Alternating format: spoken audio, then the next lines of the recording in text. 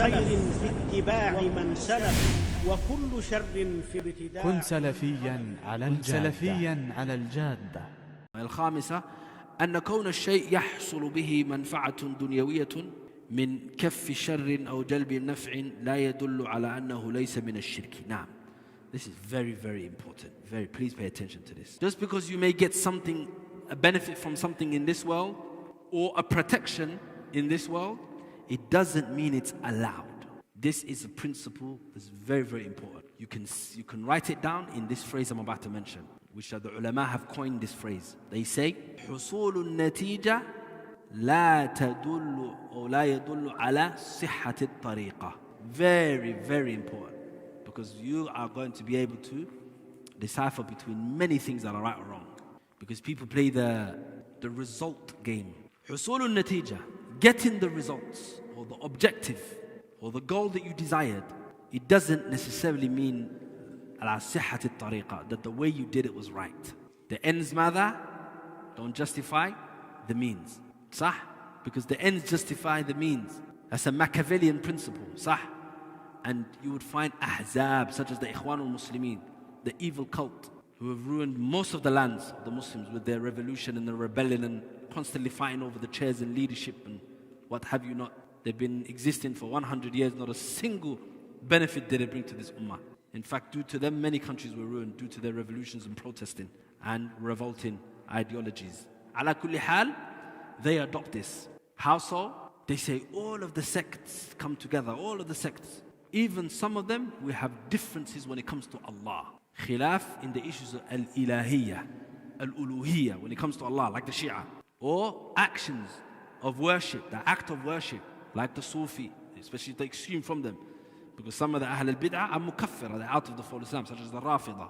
Ithna Ashari, the 12 are not Muslim, for many reasons. They try to say, the ends, the point is, khalas, we come together, we take over the world, the Khalifa, we get our Khalifa, which is the most narrow-minded idea. Because tomorrow, even if you destroy and defeat America, Russia, and all these, Israel, and all these enemies, even if you destroy these evil governments, what are you going to do tomorrow? The Shia is going to say, let me rule. Sufi is going to say, no, budge over, I'm going to rule. Then the Salafi is going to come. He has the right, of course, but they're going to argue with him. Sah? That means you have to start groundwork. But because it's a long path, they're impatient. They think they're going to get the 23 years of Muhammad sallallahu alaihi wasallam. He's a Nabi. And even him, 10 of those were in torture. Allahu Akbar. 13 of those also were in torture. Sah? Makkah period. Look at that. Wahu a Nabi. And it took 23 years. These people, they went, wallahi, 1 year. 1 year. 10 years, no. Wallah alam. Allah has the ability. But the point is, this is an example. So that qa'idah is very important. حصول النتيجة لا تدل على صحة الطريقة. Because even if you do get your goal, it doesn't mean the way you did it was right. If you go shout and protest and block the roads and rub shoulders with sisters in your protesting, and you litter on the streets due to this protesting, mass crowding, blocking off many roads and the livelihoods of many people, they can't work because you block the roads.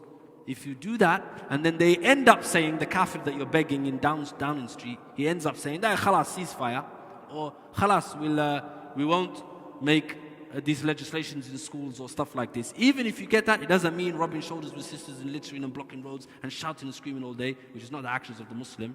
Doesn't mean that was correct. Sah.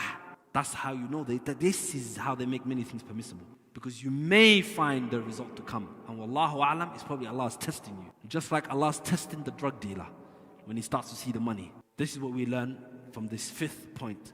He says, just because something may happen, it doesn't mean that the means was correct. And why would he say this as a 5th point? What's that got to do with the chapter?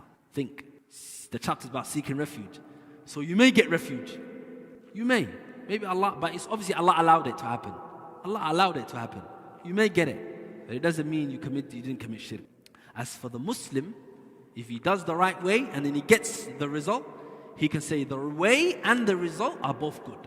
Sah, because it's from Allah, the way you did it, and the result, you got it from Allah, alhamdulillah. Noorun ala noor. Noor ala noor. Light upon light.